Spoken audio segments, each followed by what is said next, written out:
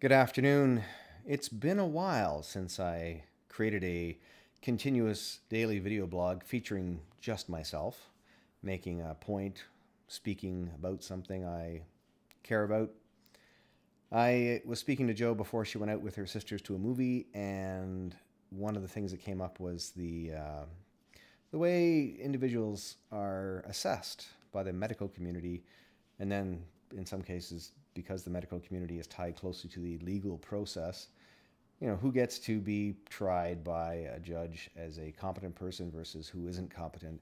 And the conversation kind of touched on a few things. One of the things I've mentioned before, if you've been watching all of these, is nobody is perfectly mentally competent. There's weaknesses in all of us. Some of them are diagnosed and some of them are not. One of the phrases I will sometimes say is, we're all crazy, it's just to what degree?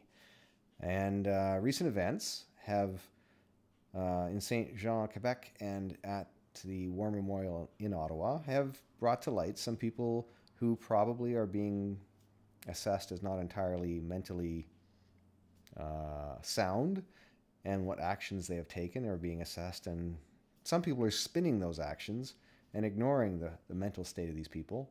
And others are recognizing, hey, this is a kind of an isolated event, and maybe the particular target of their criminal act, insane act, happened to be connected to the Canadian military, but maybe that wasn't really a factor. We don't know. That's the problem when the people are dead, or even if they're not dead and they're not mentally altogether there, you can't really determine what their influences really were.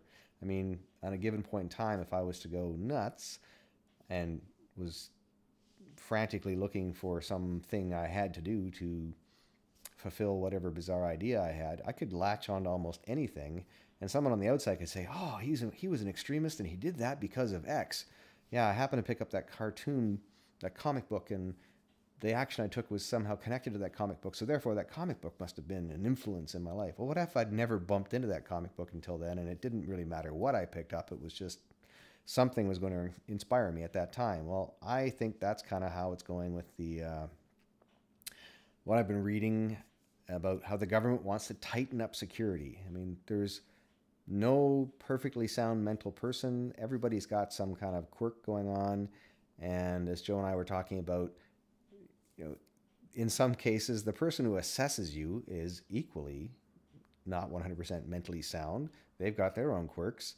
And then in a government, like, there's layers of this.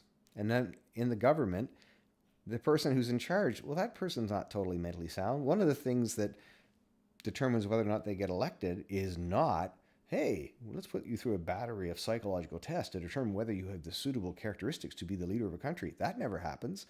And in my assessment of our current prime minister, he proved way, way back he's not worthy of my trust. There's certain things that you just, if you want me to trust you, you just don't do. And he, from the very beginning, did some of those things. You go research that yourself. There's something he did right around the time when he was declared leader. I think it was called the Canadian Alliance Party at that time. He did something when he was elected leader at that point in time. It was well documented then. I've actually gone back and tried to find some records of it, and strangely, can't find a whole lot about that. Not sure why, but anyway, I remember it clearly. I'll leave it to you guys to dig it up. But there's some things he did that made it, as soon as it happened, it's like, well, I'll never trust that fellow. And then eventually, surprisingly, he became the leader of the Conservative Party and got a majority in the Canadian government. And I'm like, oh, really? And then people in my immediate family think this guy's like great. And I'm thinking, but no. So the way I see it right now, the current government of Canada, who is basically one guy who everybody else follows, they're following a path of action, and they're going to leverage this War Memorial incident and the incident in Saint Jean, Quebec, to their personal empire-building whims.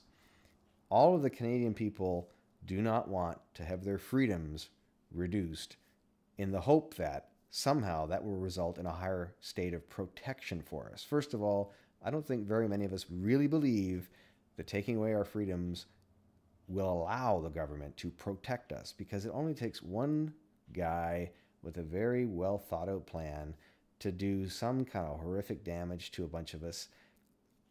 And as long as that person's not talking to anybody else to any degree, no detection process, no restriction of our freedoms is going to track that guy down.